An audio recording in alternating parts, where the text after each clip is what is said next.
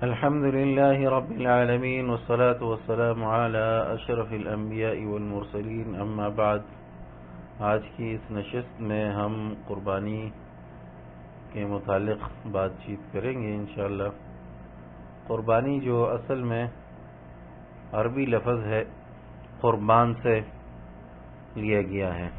قربان لفظ قرآن میں 3 جگہ پہ یا 3 دفعہ ذکر ہوا ہے۔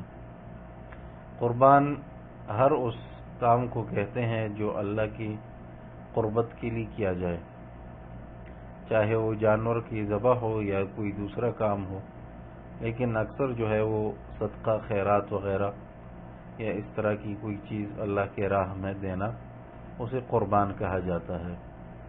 جیسے اللہ تعالیٰ آدم علیہ السلام کے 2 بیٹوں کے بارے میں فرماتے ہیں اذ قربا قربانا فتقبل من احدهما ولم يتقبل من الاخر۔ آدم علیہ السلام کے 2 بیٹوں نے قربان پیش کیا، اللہ کی قربت کے لیے کوئی چیز انہوں نے پیش کی، تو ایک سے قبول ہو اور دوسرے سے نہیں ہوا، تو وہیں سے یہ قربانی کا لفظ میرے خیال میں لیا گیا ہے۔ لیکن بعد میں یہ اردو یا پشتو زبان میں قربانی اس جانور کے لیے یا جو ہے ایک مخصوص عبادت کے لیے مقرر کیا گیا، جبکہ اصل میں قربان ہر اس کام کو کہتے ہیں جو اللہ کی قربت کے لیے کیا جائے۔ قربانی کے لیے مختلف پہلو پہ بات کریں گے۔ اپنی بات کو میں نے 10 حصوں میں تقریباً تقسیم کیا ہے۔ پہلی بات جو ہے وہ قربانی کی تعریف، قربانی ہے کیا اور اس کا حکم کیا ہے۔ دوسری بات اس کے شرائط کیا ہے۔ تیسری بات قربانی میں کیا بہتر ہے جانور کے لحاظ سے اور صفت کے لحاظ سے، اور اس میں مکروہ کیا ہے۔ چوتھی بات کس کی طرف سے قربانی کیا کافی ہے، یعنی کون سا جانور کس کی طرف سے کافی ہے اور کس پر لازمی ہے۔ پانچویں بات قربانی کا جانور کیسے نامزد کیا جائے گا اور اس کے متعلق احکام۔ اور چھٹی بات جو ہے قربانی سے کیا کہا جائے گا اور کیا لوگوں کو دیا جائے گا۔ ساتویں بات قربانی کرنے والا کن چیزوں سے اجتناب کرے۔ 8ویں بات ذبح کے شرائط۔ 9 نمبر آداب، ذبح کرنے کے آداب۔ 10 نمبر مکروہات۔ اب تفصیل کی طرف آتے ہیں۔ سب سے پہلے قربانی، جسے عربی میں اضحیہ کہتے ہیں۔ قربانی شرعی اصطلاح میں اس جانور کے ذبح کرنے کو کہتے ہیں جو اللہ کی قربت حاصل کرنے کے لیے عید الاضحیٰ کے دنوں میں کیا جائے، اور اس کی شرعیت اللہ کی کتاب اور سنت رسول اللہ صلی اللہ علیہ وسلم سے ثابت ہے۔ قرآن میں اللہ تعالیٰ فرماتے ہیں فَصَلِّ لِرَبِّكَ وَانْحَرْ، اللہ کے لیے نماز پڑھے اور نحر قربانی کرے۔ نحر اصل میں اونٹ کے ذبح کرنے کو کہتے ہیں، لیکن یہاں سے مطلق ذبح مراد ہے۔ دوسری جگہ اللہ تعالیٰ فرماتے ہیں قُلْ إِنَّ صَلَاتِي وَنُسُكِي وَمَحْيَايَ وَمَمَاتِي لِلَّهِ رَبِّ الْعَالَمِينَ، کہہ دیجئے میرا نماز یا میری نماز اور اسی طرح میری قربانی، میری زندگی، میرا جینا اور مرنا، سب یہ اللہ رب العالمین کے لیے ہے۔ ایک اور جگہ میں اللہ تعالیٰ فرماتے ہیں وَلِكُلٍّ جَعَلْنَا، نہیں، دوسری جگہ پہ ایسے ہیں وَلِكُلِّ أُمَّةٍ جَعَلْنَا مَنسَكًا لِيَذْكُرُوا اسْمَ اللَّهِ عَلَى مَا رَزَقَهُم مِّن بَهِيمَةِ الْأَنْعَامِ۔ منسک سے بھی یہاں مراد ذبح ہیں۔ اللہ تعالیٰ کہتے ہیں ہر امت کے لیے ہم نے قربانی یعنی ذبح جو ہے مقرر کی ہے تاکہ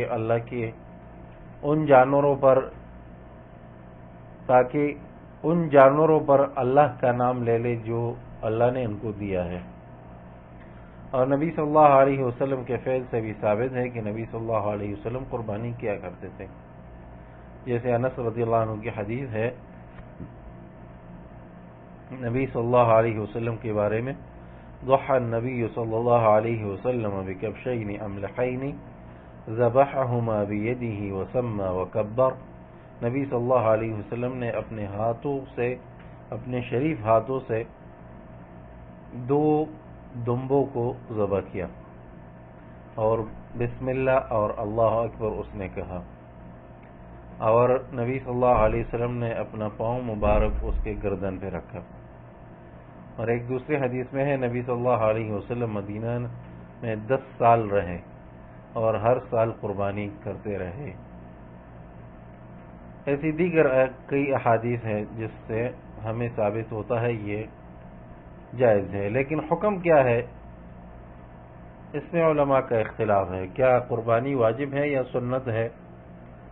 اکثر علماء کہتے ہیں کہ قربانی سنت مؤکدہ ہے، جیسے یہ امام شافعی یا شافعی مذہب ہے اور مالکیہ کا مذہب ہے، اور امام احمد بن حنبل رحمہ اللہ سے بھی ایک روایت ہے۔ اور دوسری طرف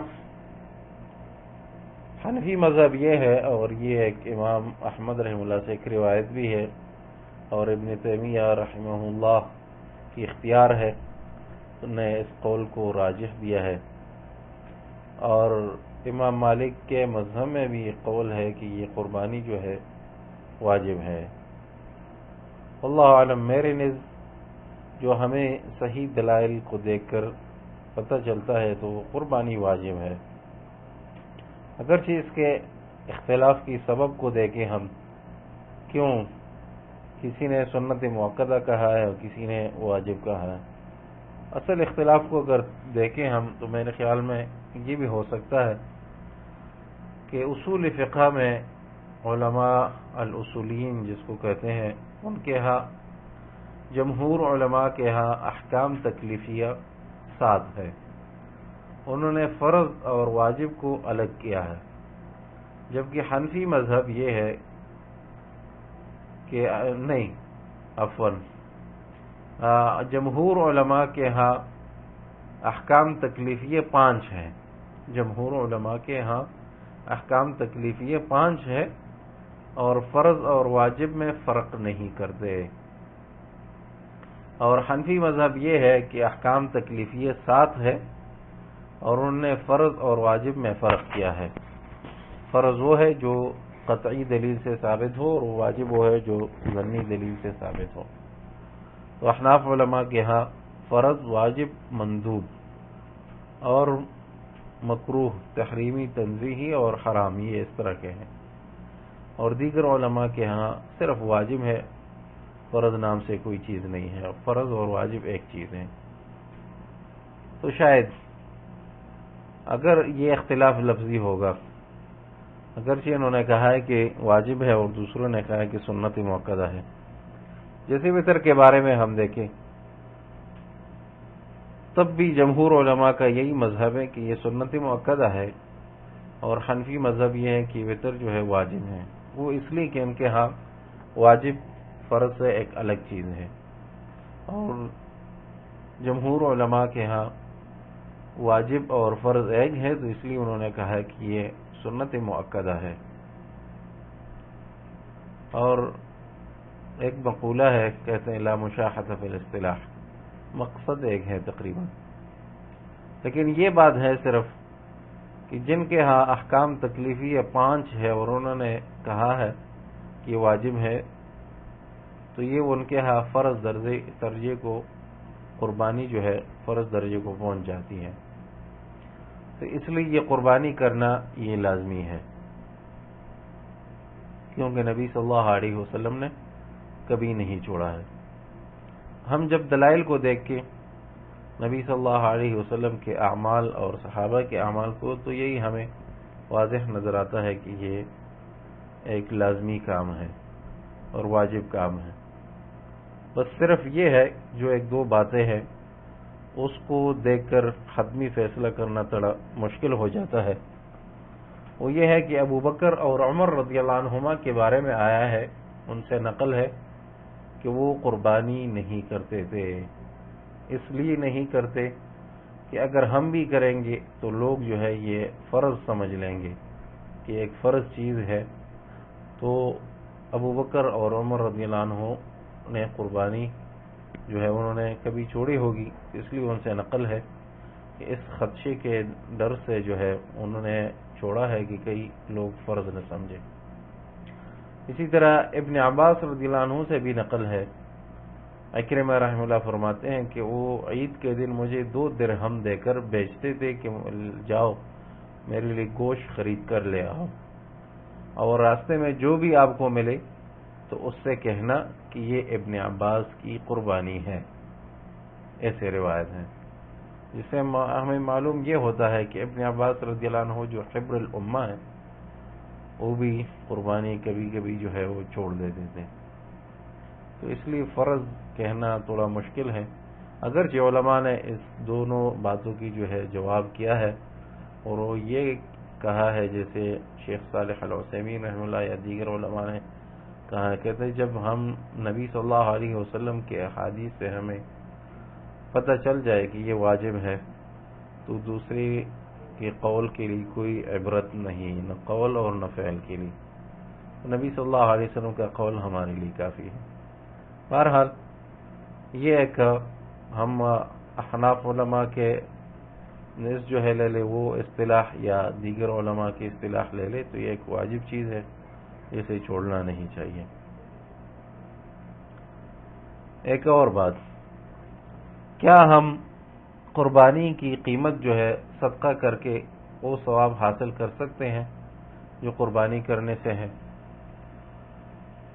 نہیں حاصل کر سکتی، بلکہ قربانی کرنا یہ ایک الگ عبادت ہے اور صدقہ دینا الگ عبادت ہے، تو اس لیے ایک دوسرے کے مقام میں نہیں آ سکتا.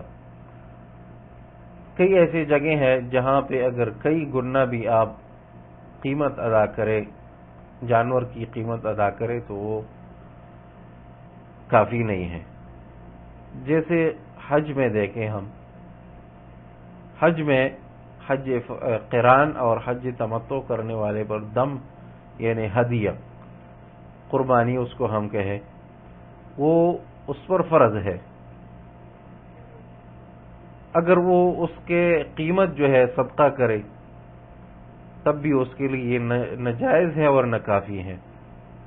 چاہے وہ کئی گنا بڑھ کر یعنی 1 اونٹ کے بجائے وہ 100 اونٹ کی قیمت صدقہ کرے تب بھی یہ جائز نہیں ہے، بلکہ اس کی جو ہے قیمت ادا کرنا کافی نہیں ہے اور کام قربانی کرنا ضروری ہے. ایک اور بات، کسی میت کی طرف سے قربانی کرنے کا حکم. اصل بات یہ ہے کہ قربانی یہ زندہ مسلمانوں کے لیے ہے، لیکن جو میت کی طرف سے کرنا چاہتا ہے تو اس کی 3 صورتیں ہو سکتی ہیں.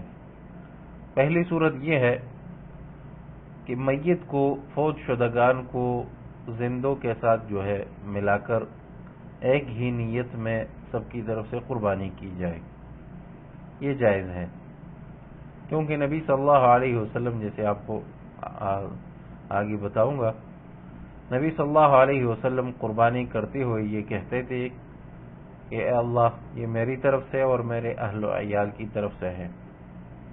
تو نبی صلی اللہ علیہ وسلم کے اہل میں کچھ فوت لوگ بھی ہیں جیسے خدیجہ رضی اللہ عنہا یا ان کے دوسرے قریبی رشتہ دار، تو یہ ان کی اہل میں سے ہے اور نبی صلی اللہ علیہ وسلم سب کی طرف سے نیت کرتے تھے. دوسری صورت یہ ہے کہ کسی نے وصیت کیا ہو کہ میری طرف سے قربانی کرنا، تو یہ بھی لازمی ہے اور وصیت کو بدلنا جائز نہیں ہے، کیونکہ اللہ تعالیٰ فرماتے ہیں فمن بدله بعدما سمعه فإنما إثمه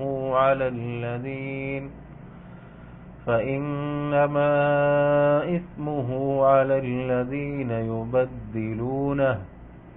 جو وصیت کو بدل دے سننے کے بعد تو یہ شخص گناہگار ہے. وصیت کو بدلنا نہیں چاہیے بلکہ اس کو نافذ کرنا چاہیے. تیسری صورت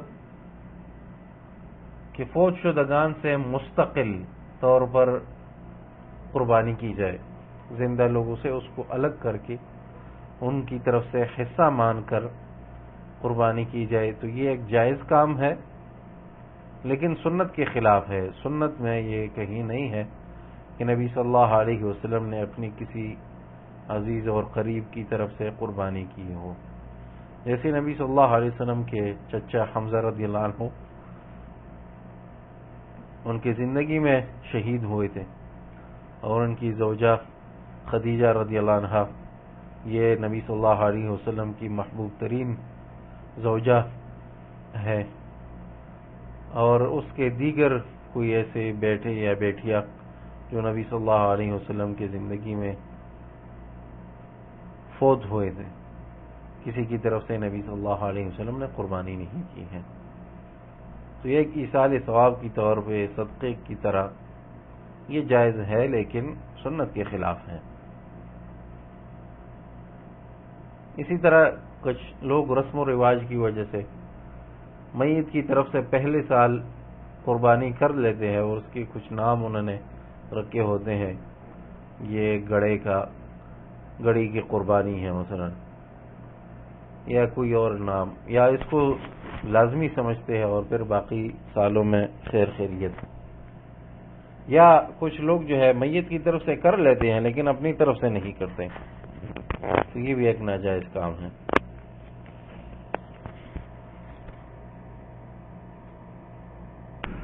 دوسری بات، اضحیہ کے شرائط کیا ہے، قربانی کے شرائط کیا ہے. قربانی کے لیے 6 شرائط ہیں. قربانی کے لیے 6 شرائط ہیں، ان کو یاد کرنا ضروری ہے. پہلا شرط یہ ہے کہ یہ جانور قربانی والا ان جانوروں میں سے ہو جس پہ قربانی کرنا جائز ہے، جس کو اللہ تعالیٰ نے قرآن میں من بہیمۃ الانعام کہا ہے. بہیمۃ الانعام وہ کیا ہے؟ اس کی تفسیر حسن اور قتادہ اور دیگر علماء رحمہم اللہ سے نقل ہے کہ بہیمۃ الانعام جو ہے وہ اونٹ ہے، اور دونوں جنس یعنی مذکر مؤنث، اونٹ اور اونٹنی، اور اسی طرح گائے اور بکری اور بیڑ دونوں. یہ چیزیں جو ہے یہ اللہ تعالیٰ نے من بہیمۃ الانعام اس کو کہا ہے. اگرچہ بینس جو ہے گائے کے قسم ہے علماء کے ہاں، لیکن قرآن میں یا سنت میں اس کا ذکر اس لیے نہیں ہے کہ یہ عرب میں مشہور نہیں تھا، عرب اس کو جانتے نہیں تھے، تو اس لیے قرآن میں اللہ تعالیٰ نے اس کا کوئی نام نہیں لیا بلکہ ان چیزوں کا نام لیا ہے جو ان کے ہاں مشہور اور معروف تھے. دوسرا شرط یہ ہے کہ یہ جانور جو ہے شرعی عمر تک پہنچ جائے، اس کا جو شرعی عمر محدد ہے اس تک پہنچ جائے، اور کم عمر والے جانور پر وہ قربانی جائز نہیں ہے. اس کے لیے حدیث میں آتا ہے نبی صلی اللہ علیہ وسلم فرماتے ہیں لا تذبحوا الا مسنہ الا ان تعثر علیکم فتذبحوا جزعۃ من الضأن. آپ ذبح نہ کریں مگر دانتوں والا. اگر آپ کے لیے میسر نہ آئے اور مشکل ہو تو پھر دمبے کا جزع بھی ذبح کر سکتے ہیں. جزع کس کو کہتے ہیں اس کی وضاحت کرتا ہوں انشاءاللہ. مسنہ اکثر علماء کے ہاں مسنہ وہ ہے جس کے دانت نکلے ہو. جو دو دانتا جانور یا اس سے زیادہ دانت والا جانور ہو، اس سے 2 دانتوں سے کم جانور پر قربانی نہیں ہے. اور یہ جیسے آپ کو پتہ ہے انسانوں میں بھی پہلی دفعہ جو دانت نکل آتے ہیں اس کو دودھ والے دانت کہتے ہیں، وہ گر کر دوبارہ پھر جو ہے دانت نکل آتے ہیں. تو اسی طرح یہ جانوروں میں بھی ہے، پہلی دفعہ اس کے جو دانت نکل آتے ہیں اسے دودھ والے دانت کہتے ہیں، جو 1 ماہ سے تقریباً 3 ماہ تک جو ہے نکل آتے ہیں. پھر کچھ عرصے بعد وہ گر کر دوبارہ دوسرے دانت نکل آتے ہیں. تو بکرا اور بکری جو ہے اور اسی طرح بیل، یہ 1 سال کے بعد جو ہے وہ دانت گرا کر دوسرے نئے دانت نکالتا ہے. اور گائے میں 2 سال پورے کرنے کے بعد جب تیسرے سال میں داخل ہوتا ہے تو دانت گر کر دوسرے دانت نکل آتے ہیں. اور اونٹ جو ہے 5 سال پورے کرنے کے بعد یعنی 6 سال میں داخل ہونے کے بعد اس کے دانت گر کر دوسرے نئے دانت نکل آتے ہیں. تو یہ دانت مقصود ہے یہاں پہ کہ یہ 2 نئے دانت جو نکل آتے ہیں یہ دانت اس کے نکلے ہو. اس کی نشانی یہ ہوگی کہ جو دودھ والے دانت ہے یہ سفید ہوں گے اور اس میں تقریباً گیپ نہیں ہوگا دانتوں میں اور ایک دوسرے سے ملے ہوں گے. اور جب وہ گر جائے اور دوسرے نکل آ جائے تو اس کا رنگ جو ہے تھوڑا مختلف ہوگا، شاید پیلا ہو. تو یہ پھر بڑے ہوں گے اور اس کے ساتھ والے چھوٹے ہوں گے. یہ دیکھ کر اس کو پتہ چل جاتا ہے کہ اس کے 2 دانت جو ہے نئے نکلے ہیں اور یہ باقی پرانے دودھ والے دانت ہیں. عمر اس میں معتبر نہیں ہے لیکن یہ دانت جو ہے معتبر ہے. اس لیے علماء نے فقہاء نے یہی کتابوں میں لکھا ہے جو آپ نے سنا کہ گائے کے 2 سال کے بعد جو ہے وہ دانت نکل آتے ہیں اور ان کے 5 سال کے بعد. لیکن شاید آج کل جیسے ہر چیز کی غذا بدل گئی ہے، جیسے ہم مرغیوں میں دیکھیں کہ تھوڑے عرصے میں وہ بڑھ جاتے ہیں، تو شاید جو ان کا چارہ ہے یا ان کی غذا ہے اور کھانا ان کو دیا جاتا ہے اس میں ایسی چیزیں ڈال کر ان کو جلدی بڑا کیا جاتا ہے. تو اگر اس کے دانت نکلے ہو اور عمر کم ہو تب بھی کوئی مسئلہ نہیں ہے، کیونکہ یہ دانت ہونا یہ ضروری ہے، عمر ضروری نہیں ہے. جب اس کے یہ 2 دانت نکلے ہیں تو یہ شرعی عمر تک پہنچ چکا ہے. دمبے میں صرف یہ ہے کہ نبی صلی اللہ علیہ وسلم نے جزع کی اجازت دی ہے کہ اگر آپ کو جزع یعنی 1 سال والا مسن دانتوں والا نہ ملے تو آپ جو ہے جزع سے قربانی کر سکتے ہیں، جس کو اکثر علماء کے ہاں 6 ماہ والا کہتے ہیں. 6 ماہ کے بعد اس کی نشانی پھر علماء یہ بھی بیان کرتے ہیں کہ یہ ایسا ہوگا کہ اگر آپ اس کو دوسرے 1 سال والے جانوروں کے ساتھ چھوڑ دے اور تو اس کا یہ 6 ماہ والا جو ہے جزع اس کے درمیان میں پتہ نہ چلے، یعنی دونوں کو آپس میں ملا کر کوئی زیادہ فرق محسوس نہ ہو. تو یہ اگرچہ اس کی عمر 6 سال بھی ہو تو اس پہ قربانی کرنا یہ جائز ہے. یہ 2 شرائط. تیسری شرط یہ ہے کہ ان عیوب سے پاک ہو جس پہ قربانی جائز نہیں ہے. حدیث میں وہ عیوب 4 ذکر ہے، نبی صلی اللہ علیہ وسلم نے اس کی وضاحت کی ہے. ایک کانا پن، کانا یعنی ایک آنکھ سے اندھا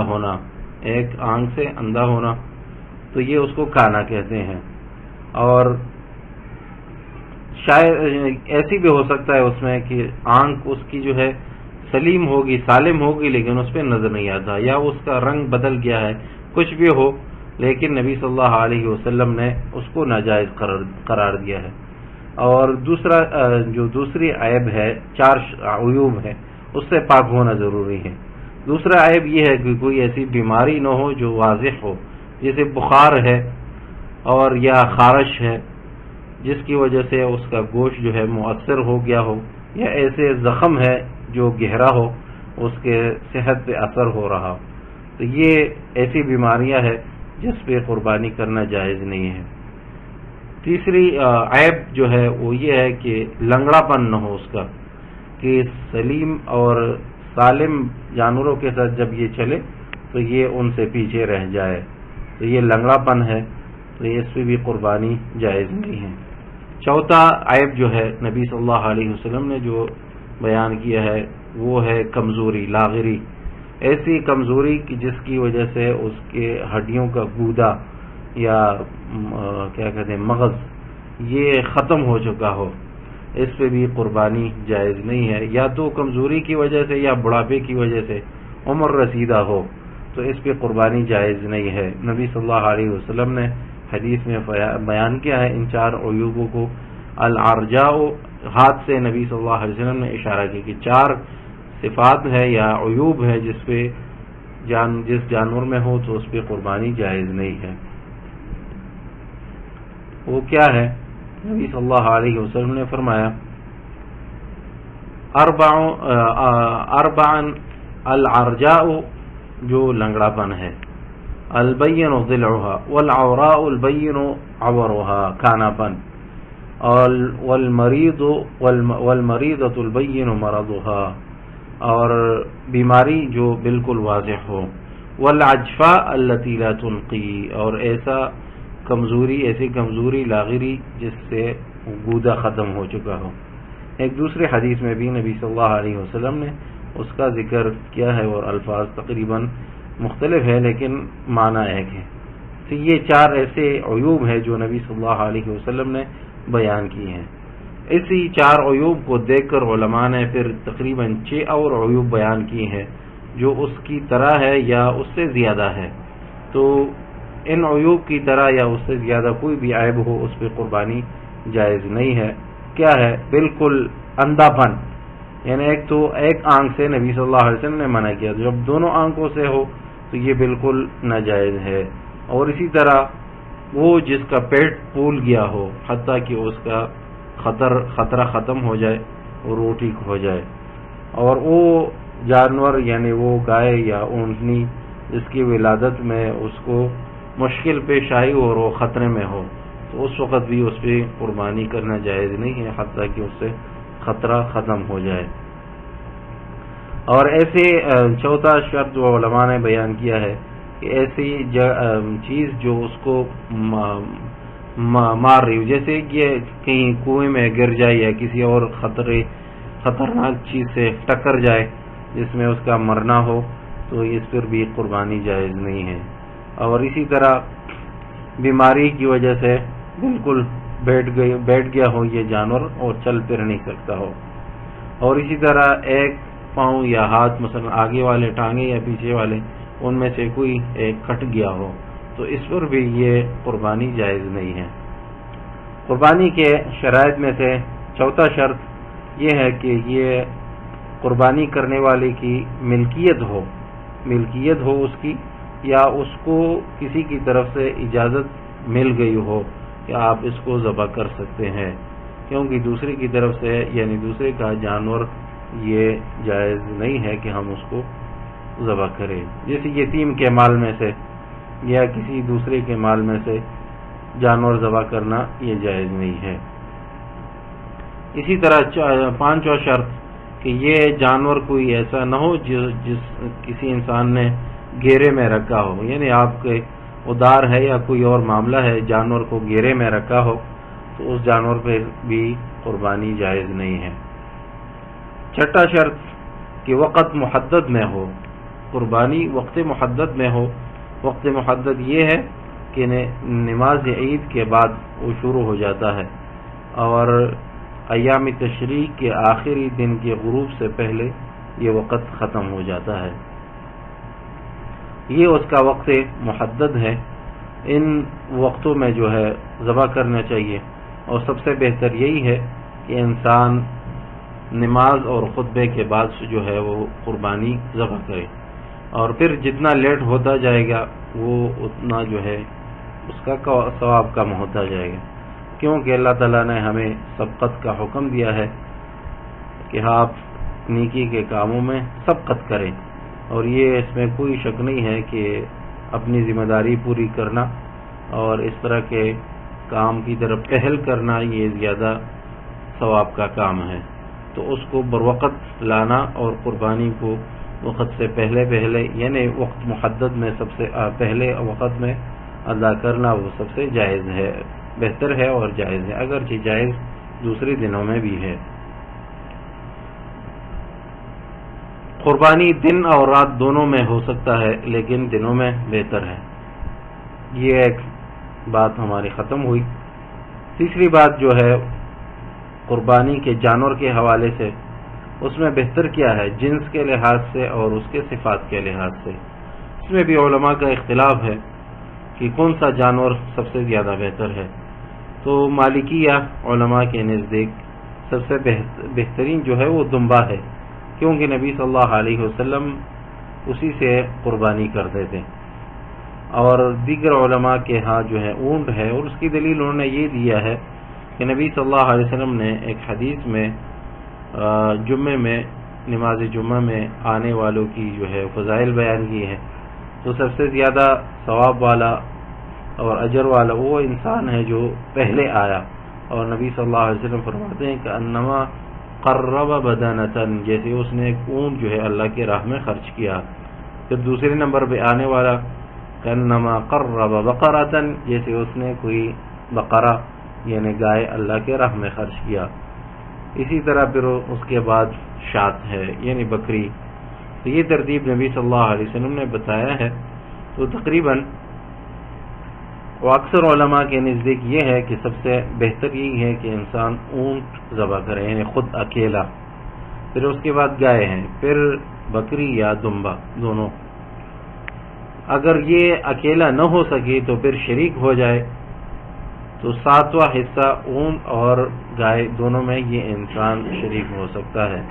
اکیلے قربانی کرنا اگرچہ وہ بکری یا دمبے پہ یہ بہتر ہے شریک ہونے سے، شریک ہونا اگرچہ اونٹ میں کیوں نہ ہو، تو یہ بہتر یہی ہے کہ انسان الگ قربانی کرے۔ بہتر کیا ہے پھر صفات کے لحاظ سے؟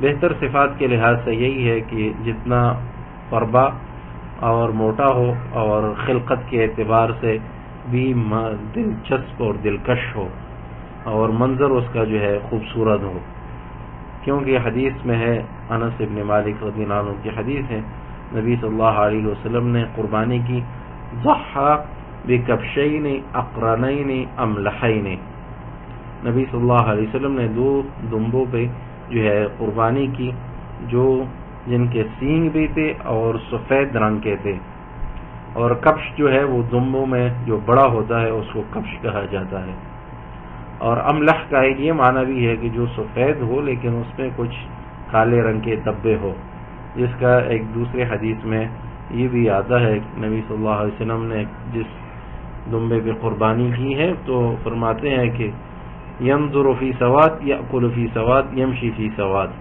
یعنی باقی تو سفید ہے لیکن اس کے آنکھوں کے ارد گرد جو ہے وہ سیاہ حلقے ہیں، اور منہ کے ارد گرد بھی، اور اسی طرح پاؤں کے ارد گرد بھی جو ہے وہ سیاہ حلقے ہیں۔ اور دوسری حدیث میں آتا ہے کہ نبی صلی اللہ علیہ وسلم نے قربانی کی اشترا کبشین سمینین، اور ایک لفظ میں موجعین، موجعین یعنی خصی جانور، تو خصی جانور سے قربانی کرنا جائز ہے کیونکہ اس کا گوشت سب سے زیادہ بہتر ہوتا ہے۔ مکروہ کیا ہے؟ مکروہ قربانی میں وہ جانور ہے جس کا کان کٹ گیا ہو۔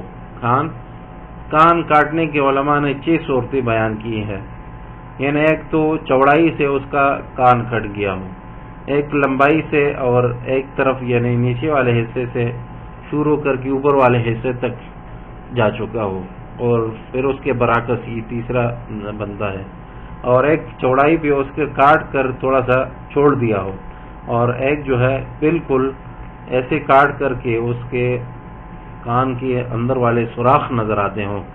یہ تقسیم علماء نے کی ہے، جس کا کان کٹ گیا ہو تو اس پہ قربانی کرنا یہ مکروہ ہے۔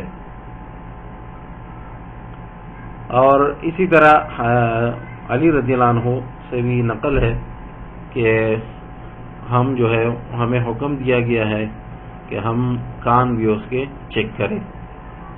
اسی طرح مکروہ یہ بھی ہے کہ وہ کمزور لاغر ہو، یعنی کچھ نہ کچھ تھوڑا زیادہ نہ ہو، کیونکہ اگر زیادہ ہو تو پہلے گزر گیا ہے کہ وہ ناجائز ہے، لیکن اگر تھوڑے حد تک ہو تو یہ پھر مکروہ ہے۔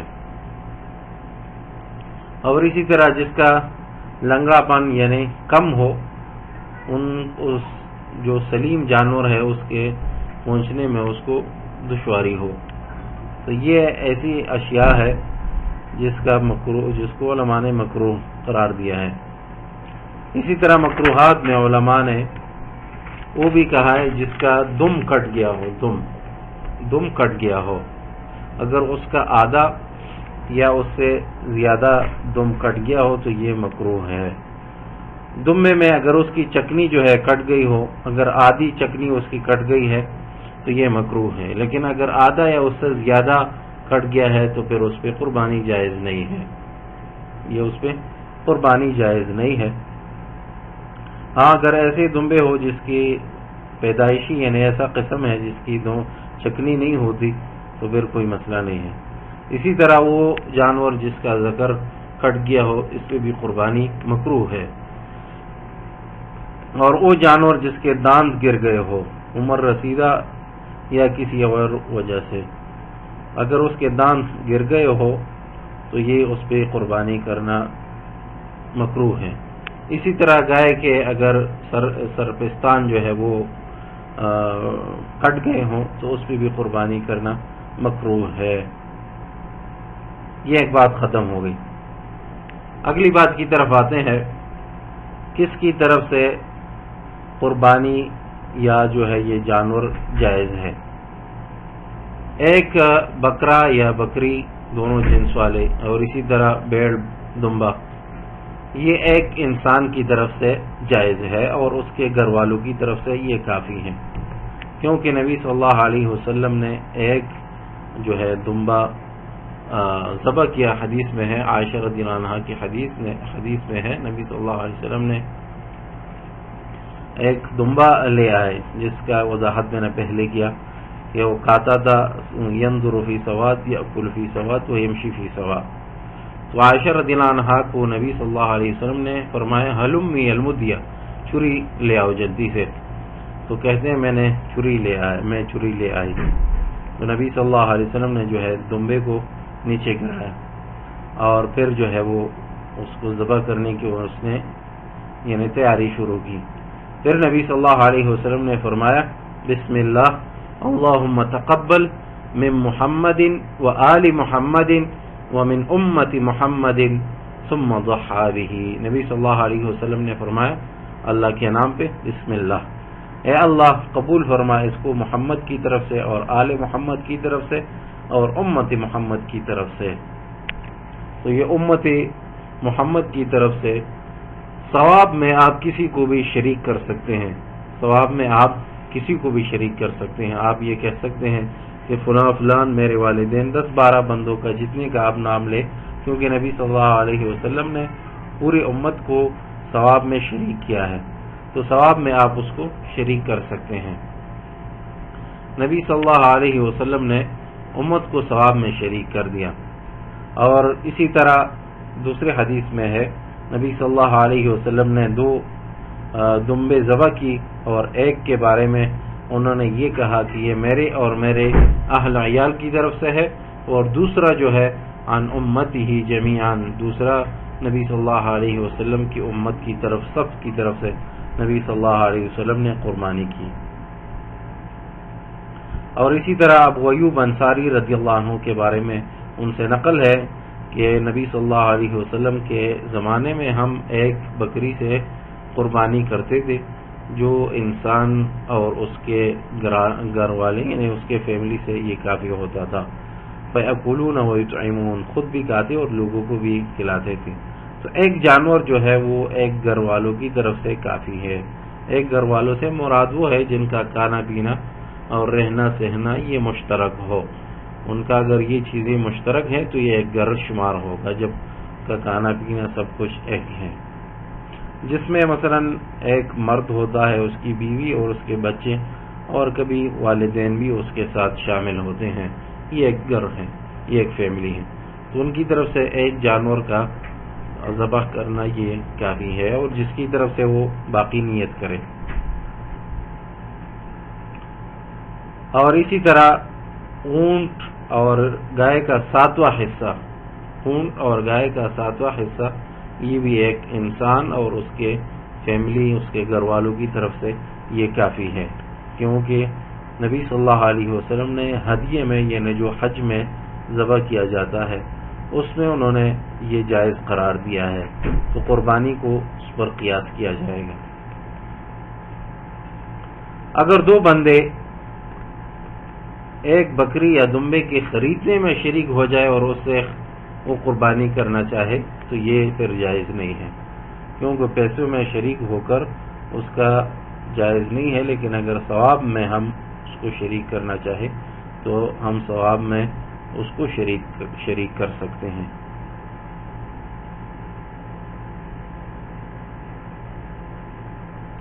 یہ ایک بات۔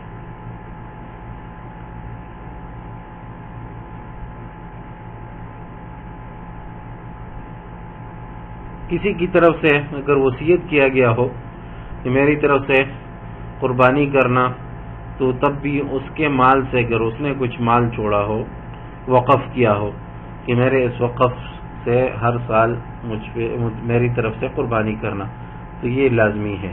اگر وہ پیسے جو اس کے وقف سے آتے ہو اور جس کا اس نے وصیت کیا ہو وہ پورے نہیں ہو رہے ہو، تو پھر اس کو صدقہ کر کے یہ ذمہ داری ادا کی جا سکتی ہے، اور صدقہ جو ہے وہ پیسے اس دنوں میں یعنی ذی الحجہ کے اسی دنوں میں صدقہ کیا جائے گا۔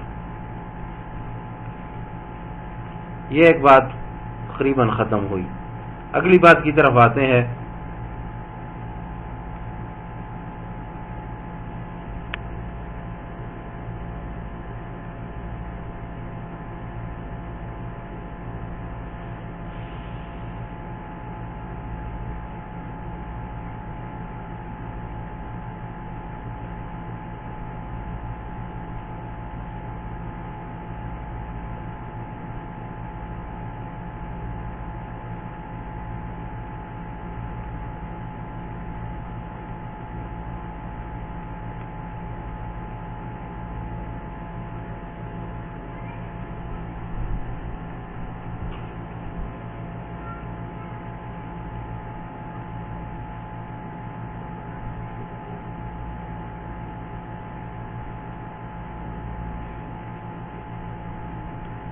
اگلی بات یہ ہے کہ جہاں قربانی کا جانور کیسے نامزد کیا جائے گا، قربانی کا جانور کیسے نامزد کیا جائے گا۔ یہ دو چیزوں سے ہے، یا تو لفظ یعنی کہنے سے نامزد کیا جائے گا یہ میری قربانی ہے، تو اس سے یہ نامزد ہو جائے گا، نہ کہ یہ کہے کہ میں اس سے قربانی کروں گا، میں اس سے قربانی کروں گا، اس سے جانور نامزد نہیں ہوتا، کیونکہ یہ ایک اخبار ہے، بتانا ہے کہ میں مستقبل میں ایسے کروں گا، لیکن جو ہے وہ نیت نہیں ہے۔ نیت کے لیے یہ کہنا ضروری ہے کہ یہ میری قربانی ہے، اس طرح کا لفظ کہنا ضروری ہے۔ اور دوسرا جو ہے اس کے فعل یعنی کام سے ہے، کام یہ ہے کہ اس کو قربانی کے نیت سے ذبح کرے تو یہ قربانی اس کی ہو جائے گی۔ اور تیسری بات، کیا قربانی جو ہے قربانی کا جانور صرف خریدنے سے نامزد کیا جا سکتا ہے؟ صرف جب ہم نے جانور خریدا تو یہ نامزد ہو گیا قربانی کے لیے؟ نہیں، یہ سے قربانی کا جانور خریدنے سے نامزد نہیں ہو سکتا، کیونکہ کئی دفعہ ایسی بھی ہوتا ہے کہ آپ کچھ چیز جو ہے اس نیت سے خریدتے ہیں کہ آپ اس سے صدقہ کریں گے، لیکن پھر صدقہ نہیں کرتے۔ جیسے کسی پر غلام کا آزاد کرنا شرط ہو کفارے میں، تو اس نے اس نیت سے غلام خریدا کہ وہ اس کو آزاد کریں گے، اس کا کفارہ ادا نہیں ہوتا جب تک وہ واقعی اور اپنے کردار سے اس کو آزاد نہ کریں۔ صرف خریدنا اس نیت سے کہ میں اس کو آزاد کروں گا یہ کافی نہیں ہے۔ یہ قربانی بھی صرف اس نیت سے خریدنا کہ میں اس سے قربانی کروں گا یہ کافی نہیں ہے۔ ہاں یہ ہے کہ پہلے کوئی جانور اس سے ضائع ہو گیا ہو جو پہلے اس نے خریدا ہے قربانی کے لیے، اس کے بعد یا اس کے بدلے میں جب دوسرا جانور خریدے گا تو اس سے یہ متعین ہو سکتا ہے، نامزد ہو سکتا ہے کہ یہ قربانی کا جانور ہے، ورنہ صرف خریدنے سے یہ جانور نامزد نہیں ہو سکتا۔ اس سے 2-3 مسائل جوڑتے ہیں۔ جب جانور نامزد ہو گیا، ایک بات، اگر یہ انسان اب فوت ہو جائے اور اس نے جانور نامزد کیا ہے تو اس کے ورثاء کے لیے اس جانور میں کوئی حق نہیں ہے، یعنی اس کا جانور کا قربانی میں ذبح کرنا یہ لازمی ہے، یہ اس کے ورثاء کا حق نہیں ہے، کیونکہ یہ اس نے نامزد کیا تھا لیکن ابھی وقت آیا نہیں ہے، تو یہ ورثاء کی ملکیت نہیں ہے بلکہ یہ اس انسان کی ملکیت ہے اور اس کا ذبح کرنا یہ ضروری ہوگا۔ اگر اس نے نامزد نہیں کیا ہے تو پھر یہ ورثہ کا حق ہے، چاہے وہ اسے قربانی کرے یا نہ کرے، تو یہ اس انسان کا حق نہیں تھا، بلکہ یہ عام میراث کی طرح اس سے رہ گیا ہے۔